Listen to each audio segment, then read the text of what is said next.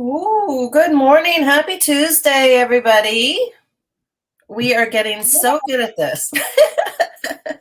You're just sort of slide right into Happy, 9 happy. I think o'clock. we had your reign here today. We have what? I'm removing all the apps I have open.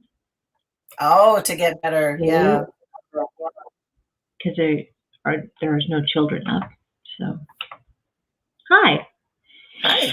There we go. So you're still away on your adventures in Southern Ontario. On my adventures. Mm-hmm. I am just looking to bring up something. We are talking all week about poop. It's one of those things, yeah. We have it kind of scheduled out, so we're going to talk a little bit more. We did talk yesterday about constipation and the issues with that. We're going to dive into that a little bit deeper today. I'm just looking for my notes. There we go. And, just a deeper understanding that, this is not normal. A lot of people believe that just because it's been going on for 10 years and they learn to live with it, it doesn't mean it's normal or that it's healthy by any means. And constipation can be, very detrimental to your health after decades of being that way. And like I said, it can be really bad. I know a lot of people that are chronically constipated, and it's normal for them to be 4 days, 5 days sometimes. As a kid, I was chronically constipated. A couple of times, Really? my mom would take me to the hospital with severe stomach pains, not figuring out Oh, that it was constipation. But yeah, interesting. interesting, eh? As a baby? No, it's like As a child? young teenager. Yeah. Yeah. Interesting. I know for babies, they have a tendency to be, or they can be easily shifted into the constipation. I mean, even my own kids at the time, not knowing any better about diet and the need for water and, the simple intolerances that a new little body could be susceptible to because of soy or whatever's in formula. Back in the 90s, and early 2000s, well, yeah, I guess he would have been in 2000s or late 90s.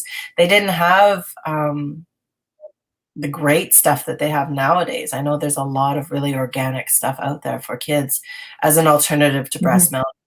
But just being able to be aware of that and understanding that babies can, like I said, their bodies are so susceptible, and you just have to, work around it and talk to people about it, because there's alternatives that are, babies don't have to be constipated. Those poor little things, going through all of that is harsh for them.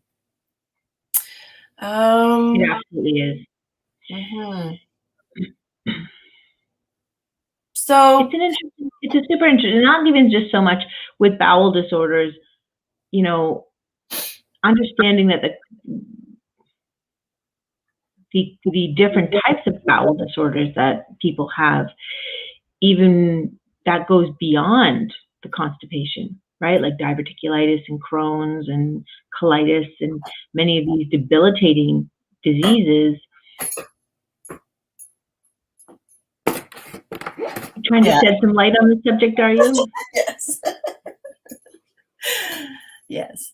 Yeah, no, yeah. And I mean, there is all different kinds. I mean, and it's hard to say sometimes whether these things are genetically predisposed or they are environmentally predisposed. I know my brother has Crohn's, and I don't think I'm divulging anything personal at this point by saying that, but nobody else in our family that I know of has this gut disorder. There was Interesting. instances of cancer, I believe, in my grandmother. But I mean, but I also think that my brother also survived on peanut butter sandwiches as a young adult when he first lived on his own. I don't know if that had anything to do with it, or whether that was an environmental, Maybe. that's an environmental situation where, you know, he can, his immune system ended up being extremely distraught as a result, and you can see with his immune system now, it is teetering all the time. He ends up having different issues as a result of the Crohn's as well too. So it is. Yeah, it can be life altering if and he's actually talking about cannabis. He's actually, well, we weren't talking about cannabis, but I'm thinking a couple of days ago. Wendy's talking about cannabis already. It's so early. So early. It has actually helped him tremendously with his well, that can go back to that relaxation or that relieving of stress. Yeah. Yeah, and with the immune system as well too. I mean, supporting his immune system as well too. I'm sure it really does help. I don't know if he's inhaling it or he's taking like capsules or chewables or whatever, gummies. Suppositories? I don't know. I don't know what he's doing for that, but I just know that he, my sister-in-law is certified to make products and different things like that. So he's been actually self-medicating himself that way, and it's been really a game changer for him. Really a game changer, because it can be quite detrimental and harmful. Actually, my daughter-in-law has Crohn's too, but she's had it, and again, I don't know the details of it so much, but she's had it severely since a childhood. So, and just going into adulthood now, I believe it's kind of evened itself out a little bit with her, or she's become very used to it to the point where she knows what she can and can't do and how far she can go from the bathroom and different things like that too. So it's like it is, when it comes down to the gut, we think poop. Well, nobody wants to talk about it, but this is life altering. And when we have issues that are extremely detrimental, like Crohn's, and colitis is another big one.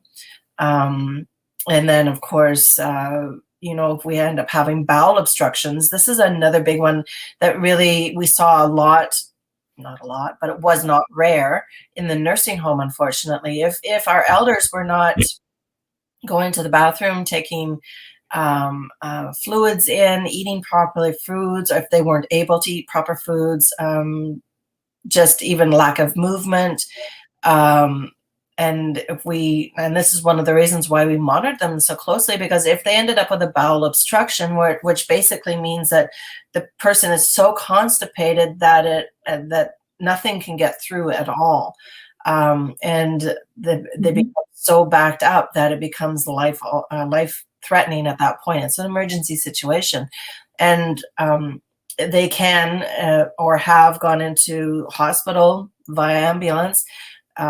Sirens blaring,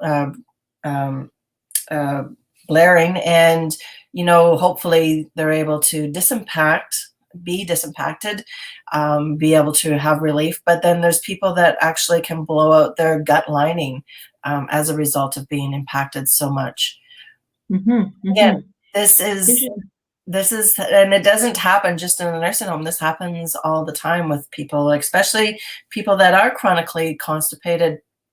They can get to that point in their own lives, and not following those cues of feeling bloated, or not having gone to the bathroom for 3 or 4 days, or, trying to whatever you can to get disimpacted and moving of the gut. You can be quite harsh, and like I said, life altering, life threatening.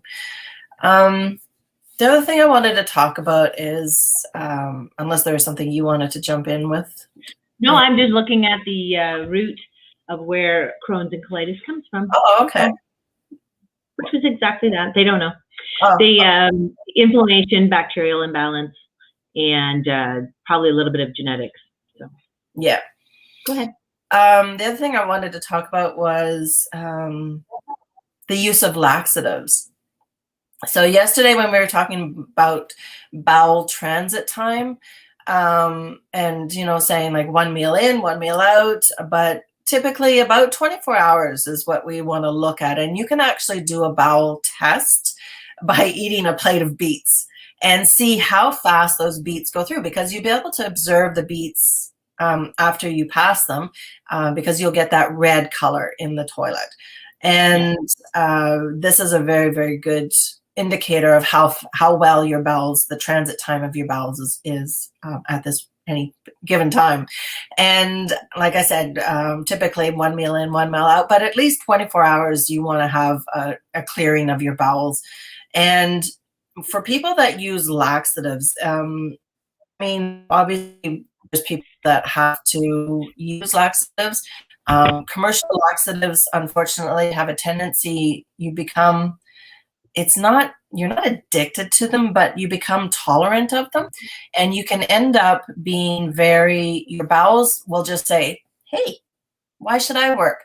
I've got somebody giving me a laxative, and that will stimulate the bowels to be able to move. But so your bowels actually become very tolerant and they stop working. That peristaltic, that wave-like motion really becomes quite numb, I guess, or deafened or whatever. It just doesn't work properly anymore. And this is why the use of laxatives is not ideal.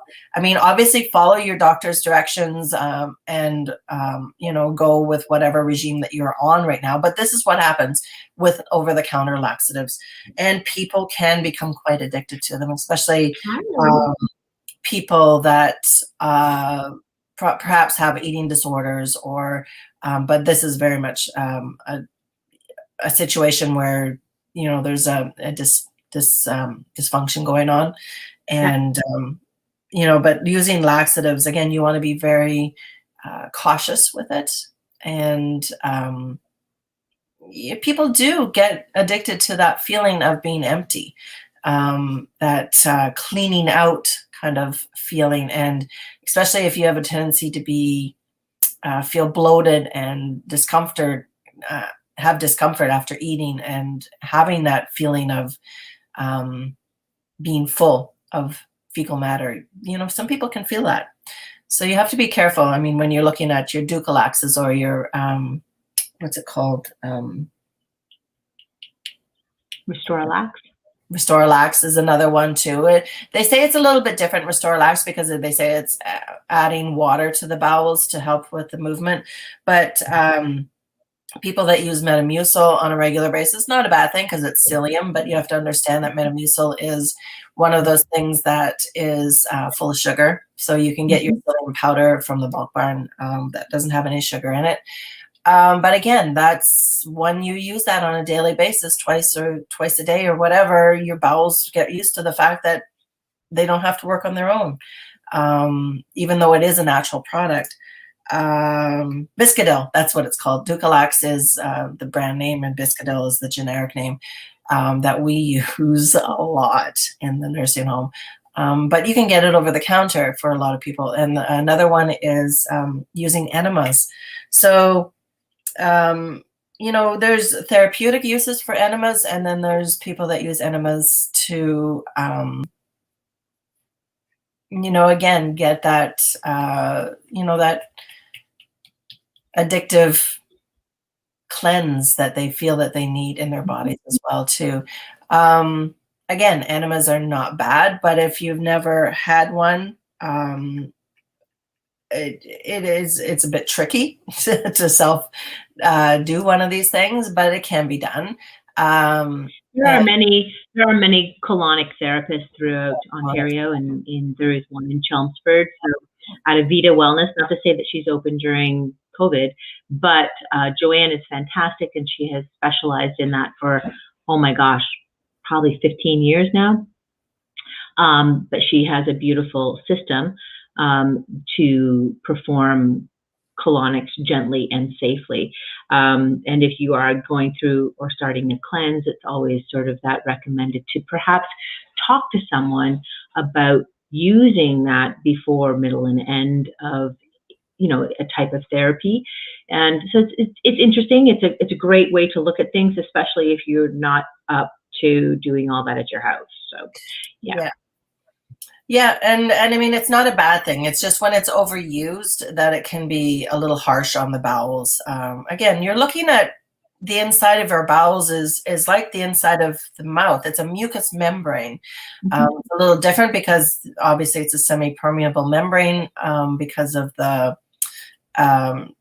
osmosis that happens with the nutrients when we metabolize things, and things break down into the gut and then get absorbed through the gut lining. But again, it's a tender area, and you have to just be very gentle with it, like anything else in our bodies. But colonics. So from a therapeutic perspective, we're looking at people may have heard of coffee enemas. I'm not 100% sure that this is something that is therapeutic. At one point I did with regards to cancer, holistic cancer practices. The Gerson theory is one of those theories that really believes in coffee enemas quite deeply. I mean, I've experienced coffee enemas, but it's, again, something that unless you are advised by your practitioner or you're being watched very closely, doing these can be, because you just can't use like a Tim Hortons coffee or anything like that. You want to have organic, freshly ground coffee, you know, a certain percentage of coffee in the water, and, you know, and understanding what it's doing to the body. And again, these are all practices that can help with things like this. But I think the philosophy, the theory behind coffee enemas is you're stimulating liver activities and helping with the detoxification of the liver at that point. So it's a totally different subject whatsoever. I don't even know why I brought it up, but because we're talking bowels and different enemas, I think that was the reason. But just clearing the gut of fecal matter that's when you're constipated is there's lots of different options for that. But again, it takes a little bit of time. But if you haven't gone for a few days, definitely you want to be very vigilant about it and understand that it's life changing. On the Bristol chart, the constipation, there's, I think, 2 forms of constipation, maybe a third option. And when you are passing little small pellets, this is considered constipation. Even larger pellets, this is considered constipation. And then, of course, what was the third one? Something about rough edges, but kind of flat.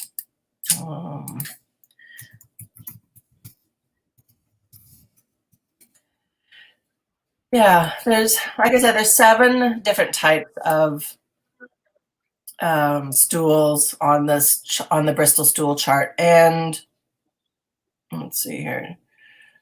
When we look at type 1 and type 2, usually they have separate hard lumps, and this is severe constipation. And you're probably sitting and straining quite a bit on the toilet. And again, that straining, when we talked about the the vagus nerve yesterday, this puts pressure on that as well too. And people that are elderly, the rectum itself is full of blood vessels. And when you're straining and sitting on the toilet for a long time, those vessels become engorged. And this is where we end up getting hemorrhoids as a result as well too. So this can be another complication as a result of that too. You can have what is called lumpy and sausage-like. This is a mild constipation. And then, of course, soft blobs with a clear-cut edge. This is just really looking towards... You should share that screen so they can see what you're talking about. Okay, I can do that.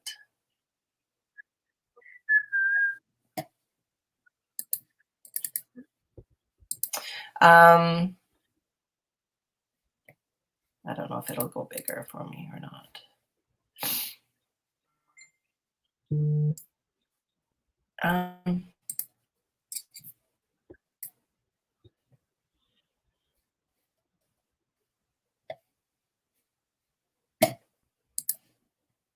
Okay.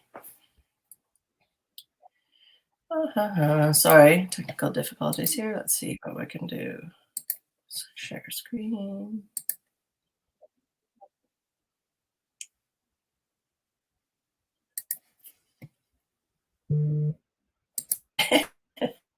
I think this is the one.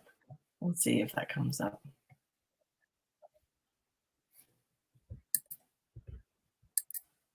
Nope. Oh, you caught me off guard, my dear. Did I? I'm so sorry. No, that's okay. No worries.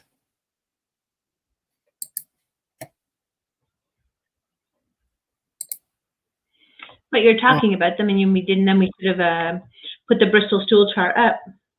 Yeah, we should for sure. I just have to look for it. Do you want me to share it? Have you got it? I got it. Okay, can you share it then? I got it. I don't know.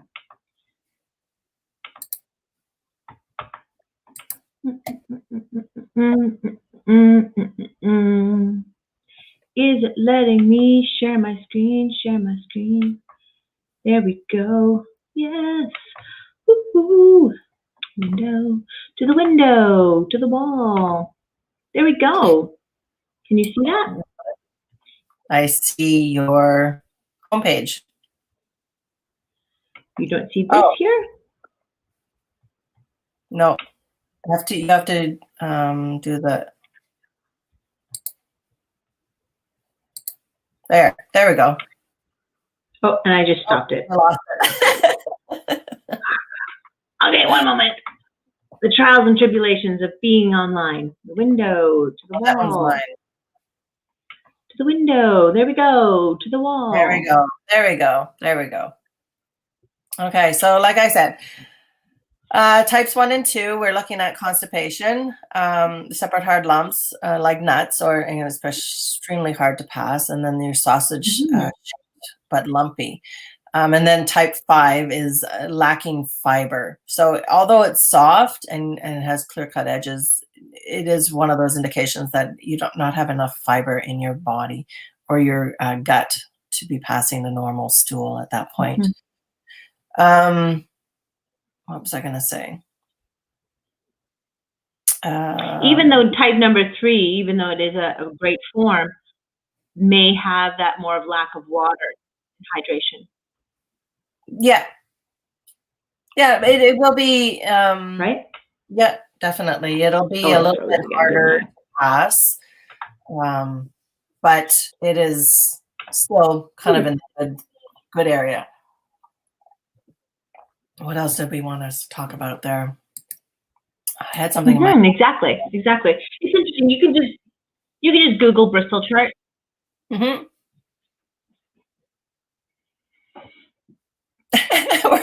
kind of you can just Google Bristol chart and be able to have that sort of guideline for yourself to understand that as well.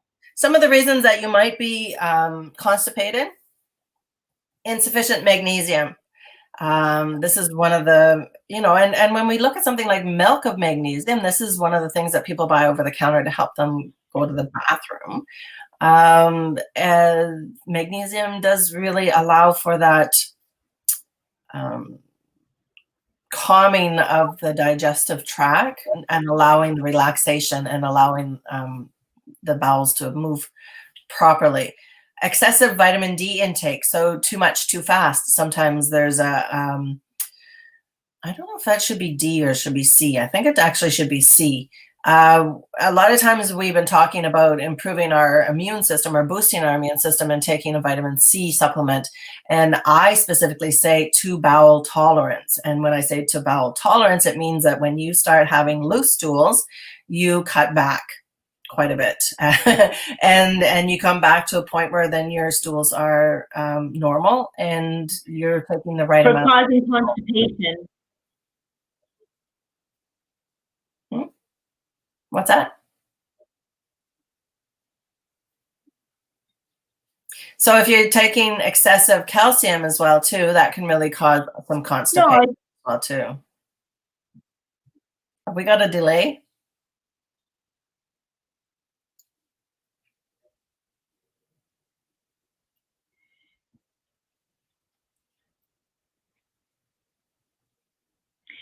No, I think it is vitamin D, because yes, you're right. You're right. The constipation, the yes. causes of constipation, yeah.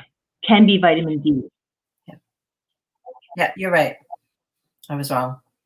It's the other way though too. Diarrhea, vitamin C can go to bowel tolerance.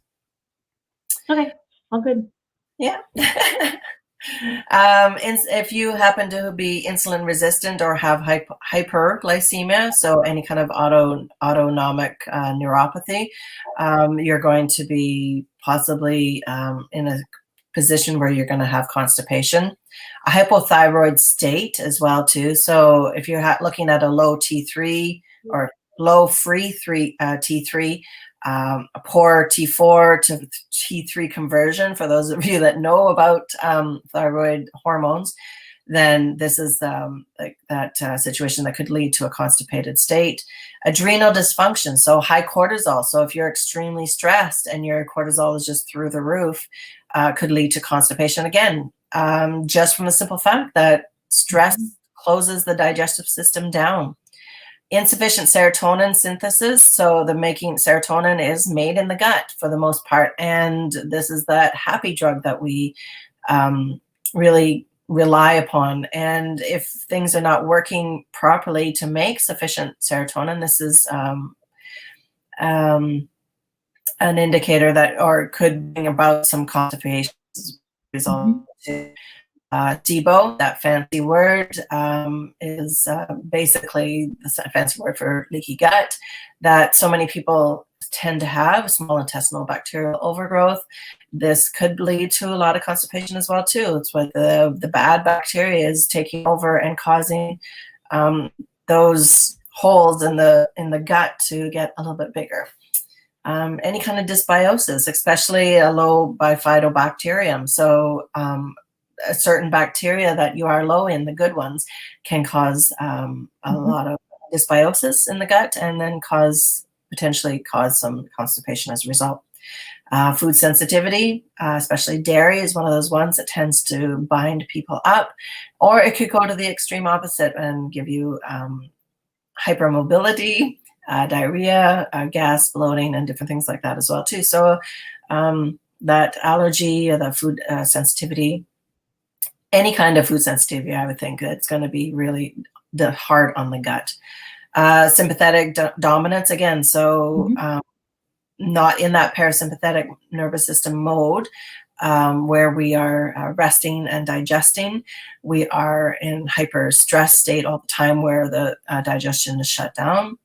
Excessive progesterone, did you want to talk about that one? I know we've looked at that a couple of times and it just kind of throws me off. I don't know the connection with that one so much. Did you happen to know, Dana? No way. We'd have to look into that one a little bit to understand the reasoning and the etiology behind that one. Obviously, insufficient water and fiber is going to cause constipation. We've talked about that. Insufficient dietary fat. So for those people that have gone through the 80s and the 90s and the 70s of that, yeah, you need the fats to cause increased slipperiness. And of course, medications are going to be extremely constipating, especially a lot of our opioids, Tylenol, Tylenol 3s, they are very constipating on the body. Again, when we're looking at providing pain relief for elders, especially, getting away from these kind of medications is extremely important because of the sensitivity towards the gut as a result. So there's other ones, but I don't know them off the top of my head. I just know that T3s, Tylenol 3s are very, very hard on the gut. So that's kind of a list of what can cause or root causes for constipation. And so when we look at some people that do have a lot of constipation, you're going to look and see what really resonates with that person, and understanding what we can do about it. I mean, if it's something like magnesium or vitamin D, well, obviously we're going to either up the magnesium or down the vitamin D. Excessive calcium intake, again, just having too much in your system, and maybe countering that with another product that can help with loosening the stools at that point too. Water, food, dairy sensitivities, these are things that we can all address within our scope. And, you know, even looking towards something like a dysbiosis or a food sensitivity or a SIBO or even sympathetic dominance, looking at all these different areas and being able to assess and be able to recommend different lifestyle practices, different foods, different natural products that can really help with a lot of that is definitely within our scope. Yeah. I seem to be talking a lot today, Dana. I think we're almost done though. I mean, for constipation, is there anything else that we missed as far as that goes? No? No, because it's an extensive list, and It is. our internets are cutting out. It's like, yeah, we're having a little bit of difficulties today. So anyways, we're going to continue the conversation tomorrow with just talking about normal stools, I believe, and how to maintain them through dietary and perhaps even supplemental. Well, I think anything, if we're going to be looking at food specifically, that I would say that's a supplement right there. I you know, as far as gut health, I definitely will look at that as well too, and we'll just go from there. So if you have any kind of questions or you have any kind of concerns, reach out to us. We can definitely help you in this area. Kind of our thing, you know, it all stems from the gut, and we yeah, we're the people to talk to about that, that's for sure. So if you have any issues, just reach out and we will chat soon. Have a good day, everybody. Thank you so much, everyone. We'll see you tomorrow.